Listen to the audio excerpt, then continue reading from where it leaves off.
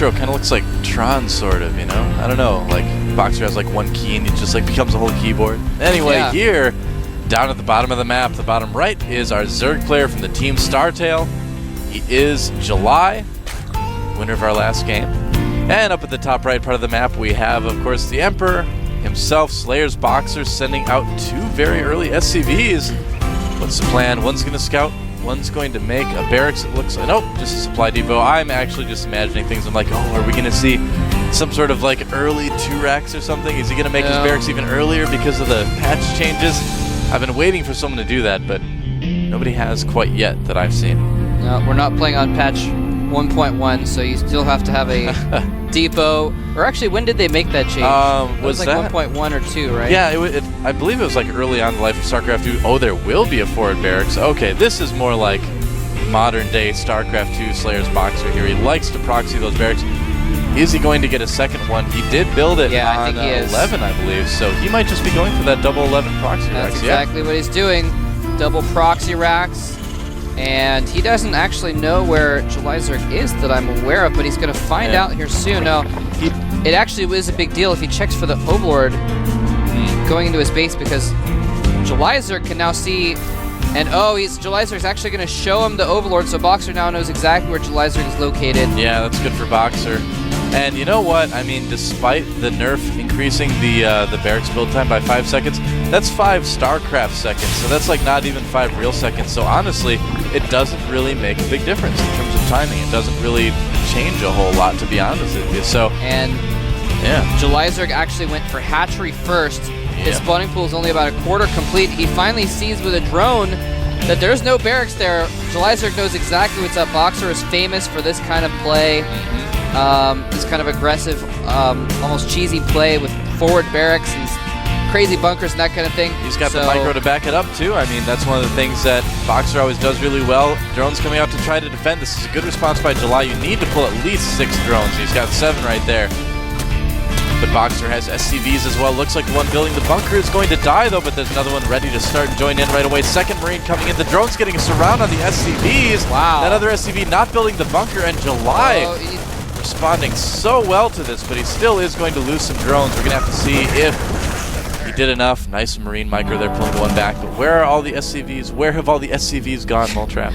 Yeah, really good micro by both players. Oh, the one last SCV does get picked off there. Yeah. And BoxeR may just, I'm not sure what he's going to do. He may just go home with this. The spawning pool is out, so a ton of Zerglings are being created right now. Well, look at that. Really good timing for BoxeR to pull back like that, because he did know that the Zerglings would come around then.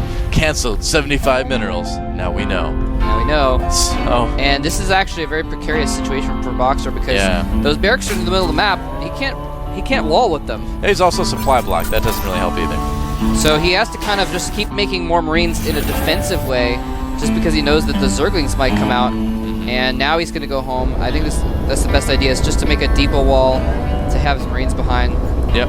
But is July going to let him get away with it? I don't know. Those Zerglings look like they want to run to the base. Can BoxeR wall it off in time? That's the big question here. BoxeR's going to micro, and he does actually have enough Marines to take this out. At least he should, unless he gets them surrounded. Oh, no. No. Oh, that normally would be enough Marines, but when you get them surrounded like that, Moltrap, it doesn't work too well. And that actually might just be a game right there, because July Zerg is now going to be able to harass this front. There's nothing BoxeR can do about it. He's going to have to pull SCVs to repair, but he only has about 12 SCVs as it is. Wow. Well, this has gone rough for BoxeR. I mean, July, though, he responded really well. You see so many Zerg players not pulling enough drones to defend it. You know, they don't take it quote-unquote seriously enough. But July knew exactly what to do. Did it very well. And, yeah, looks like BoxeR's going to be able to keep these supply depots repaired until the Marine pops out. But that's a lot of minerals used to repair all those supply depots, and that's going to slow him down even more. Yeah, he didn't have a ton of SCVs to begin with, so he's not mining with a lot. Now, here's the thing, that BoxeR actually did get another command center up in the interim. Yeah. So he's actually not too bad off. Once he turns that into orbital, his economy will be doing decently. Yeah, he'll have mules. He'll be able to make SCVs 2 at a time. It's not out yet. Getting that factory down there. And, you know, if you look at the worker count, too, it's not too different. I mean, July only has 20 drones right now because he, you know, made a lot of Zerglings. He made a lot of Zerglings. That's a good point, actually. I didn't realize how few drones July Zerg had, although he is droning up. He just made it another half dozen. Yeah, so it's going to be up to BoxeR to make something happen here. He's got to probably just get a few units, try and move down the ramp, and be really, really cautious about taking his second base. Now the thing is right now is that by doing this, BoxeR has been kind of forced into a very standard TVZ again. Although low, it doesn't look like he's going to do that because he is making 2 factories right now. So forget standard mole trap. He's going to do something a little bit crazy, a little bit different. See if he decides to actually full-on mech or if it's going to just be a lot of siege tanks. He's getting combat shields right now, so I can see him even getting blue flame hellions too. Yeah, he might do that. We'll see what he does with this tech lab. He does have that. Yeah, he is getting hellions. Yeah. Yep, blue flame hellions. He knows that July is concentrating on making a lot of links to defend. No roaches, so marine blue flame hellion could actually do quite well against that. Yeah, here's the thing. People are, talking about how with the patch, the blue flame hellions don't do as much damage, and so they don't two-shot workers anymore. But they will still two-shot Zerglings. So it actually, the upgrade does actually make a difference against Zerglings. Yeah, and if you are going mech and you get that armory, you get +1 weapons, and then they do two-shot drones and probes as well. So yeah, the blue flame nerf really made TVT better, I think, in terms of that it just won't end to a random lucky blue flame hellion drop anymore. But it didn't really have a big impact on TVP and TVZ, which is perfectly fine. I don't think hellions really needed to be nerfed in those matchups, but we'll have to see what the community says about that mole trap. That is indeed the case. That's right. Baneling Nest on the way for July Zerg as well as a lair. Once you get those July mutas out, yep, there's a Spire immediately. You can see it on your production tab. I'm not just making things out. Look at that crisp inject timing from July. The Queen was already barfing larva out as the old larva popped off. That was really good. Barfing larva out? Barfing larva. That's what they do. They kind of hurl the larva onto the hatchery. That's where they come from, right? Do you think anyone would believe us if we actually did make stuff up? You're saying I'm not making it up. Like, what if we're like, oh, he's actually making an Ultralis cavern? People are like, we could see the production tab. And we're like, no, it's a glitch production tab. There's really an Ultralis cavern being made. That's right. It's a bug. All patches, all spiders look like Ultralis caverns now. No, we're just kidding. Zergling's going to get in. Nope. No, they're not. And BoxeR brings pressure on. Yeah, moving out. And will he be able to avoid these banelings? That's kind of the big question. If he can do enough damage before the mutas come out, because July makes his typical amount of a lot of mutas. There's not a lot of marines to defend against that.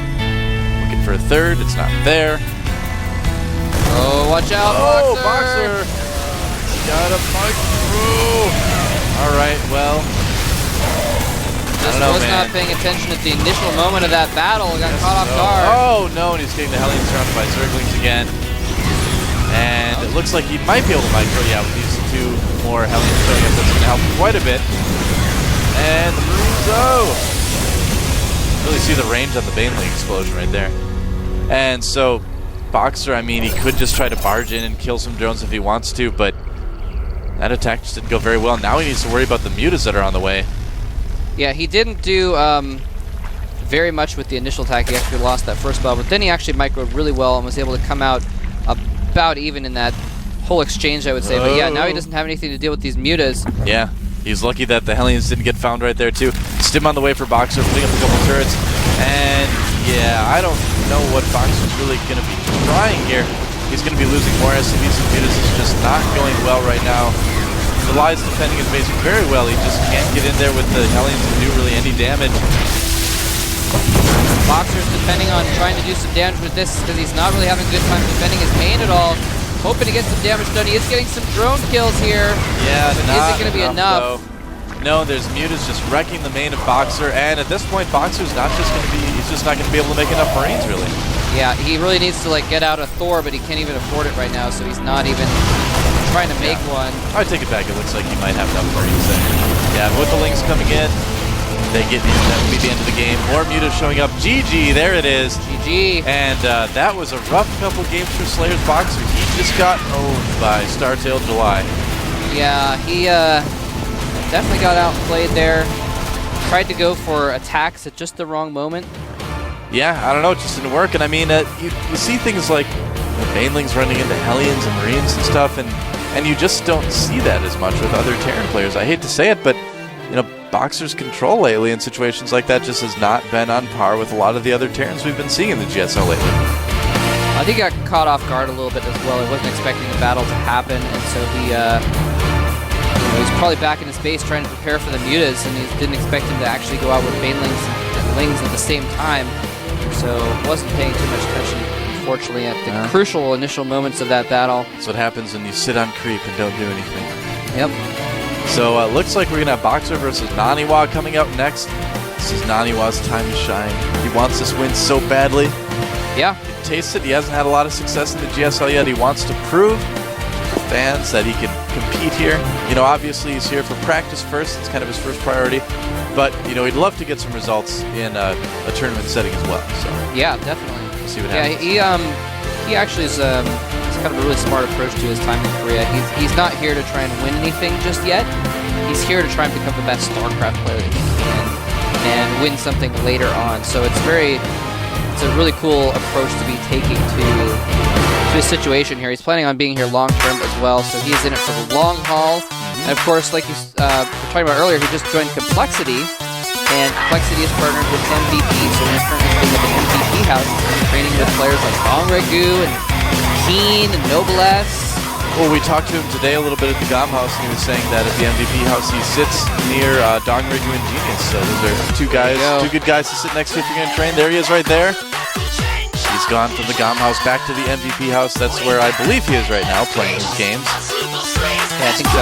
Going to try to get a win here against Slayer's BoxeR. We'll have to see how good BoxeR's ghost control is doing in this game. I think that's what it's going to come down to quite a bit. We have seen BoxeR win some PvPs in the GSL. Yeah, it seems like a lot of the time that's what TVPs do come down to in the late game. If it does get to the late game, is control of your ghosts versus the Templar trying to feed back the ghost trying to snipe and or EMP the Templar, and whoever gets the first shot off and eliminates the others, their opponent's spellcasters ends up having the advantage usually. Yeah, for sure. So, yeah, and then after this match, of course, we do have July versus Naniwa. So basically how this works is it's kind of a round-robin best-of-3 now. If there's not a winner out of these 3 matches here, if there's not somebody that has, 2 victories, we're going to have to go to sort of a single-game elimination where basically we're going to play round-robin again. But this time, if you lose 1 game, you're out. So we'll have to see what happens here with that. So it's all on the line for BoxeR here. He needs to win this series for the possibility of a tie. And he is going to be putting his heart and soul into this match. We're going to get started in just a minute on Daybreak here at the Arena of Legends.